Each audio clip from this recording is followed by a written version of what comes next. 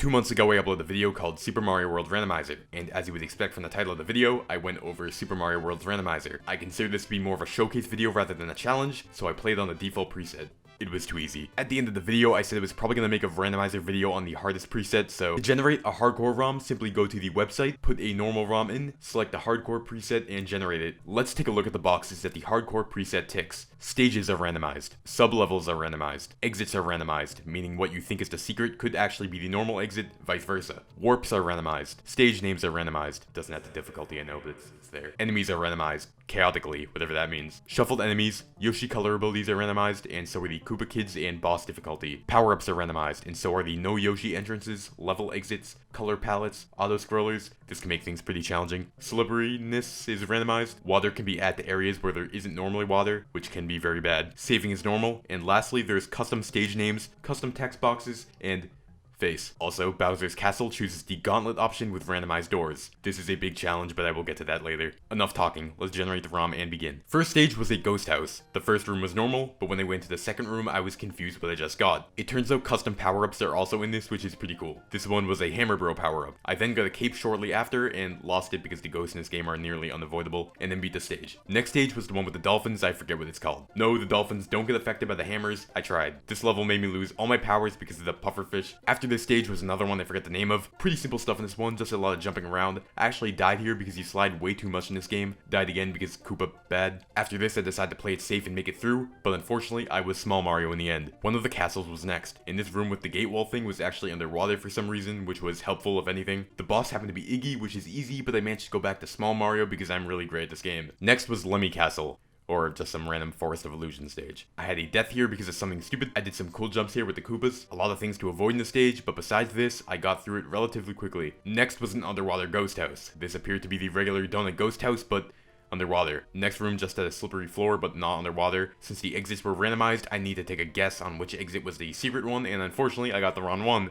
I need to beat it again and do the other exit. One of the Star World stages was next, and I was really hoping for the normal exit to count as the secret one, but once again, it unfortunately didn't. I need to go back and do the actual secret exit, which was a bit annoying and difficult. I had a couple dumb deaths here, need to make a coin path with the P-switch, and had several more failed attempts due to losing cape. I'm pretty sure with no switches activated, this exit was only possible with cape, so I need to go back to different stages where I can get the power, leave, and go back. Once I finally had cape and made to the area where I could jump with the key, I did it and made the Star World, also known in this as Shitline. This is hardcore randomizer, right? Unfortunately, this exit was the normal one and not the secret, so just like before, I need to go back and get the actual secret exit. Next stage was very annoying. The spinny things here move very fast, and having a cape was very important here. I did have a couple deaths here, of course, but I was expecting that, to be honest.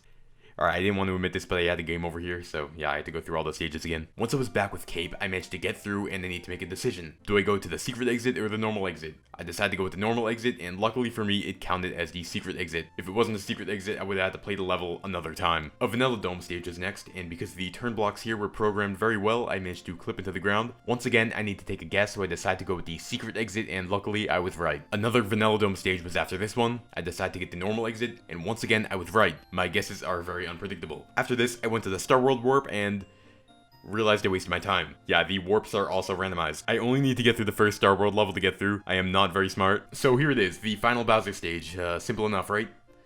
No. Remember how I said I've been working on this video for an entire month? Well, blame the gauntlet thing that I mentioned earlier. My initial plan was to get this video out after the Super Mario 64 randomizer one, but ended up posting 2 different videos after that one. All the other levels only took me roughly 40 minutes total to get through. The final Bowser stage in a hardcore randomizer playthrough is evil. No other way to describe it. You are forced to play through 8 randomized Bowser Castle rooms and the Dark Room before you can fight Bowser. All the randomized stage properties still apply, of course, which means a room can have randomized water, slipperiness, etc. It is not an easy thing to get through. If I had to take a guess, I probably had at least 75 attempts playing this stage before I actually beat it. Some got a lot further than others, but it was still very hard. No denying that. The first room I got was this waiting room, for a lack of better words. Nothing was randomized here. The one after this one was the easiest. No properties got randomized here, and it is very short and simple when you know the timing. Next was this room with the charging chucks. I found a way to avoid them and still keep a cape feather, so I did that every time. After this was a room with a bunch of jumping statues. These are annoying and can be a bit unpredictable, but for the most part it is easy to get through without taking a hit. After this was where things started to get difficult. This room had water in it, and it was not supposed to. At first I had no idea how to get through this at all. It took me several different tries to figure out how, but once I did, I realized it was still difficult to get through it without taking at least one hit. I did have a few attempts that made it through without any hits, but by a few, I'd be probably saying only 3. After this was a room I started to consider even worse than the previous one.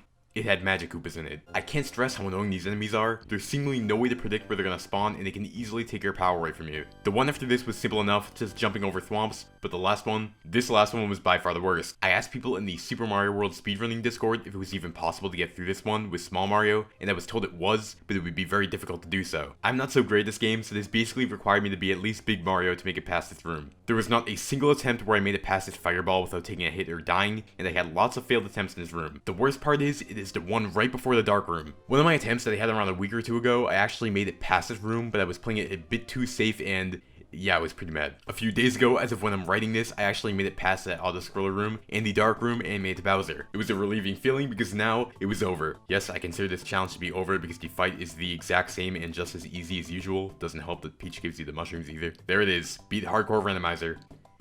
Get this little copy pasta thing. Hope you guys enjoyed this video more than me playing the challenge because, to be completely honest, I hate it.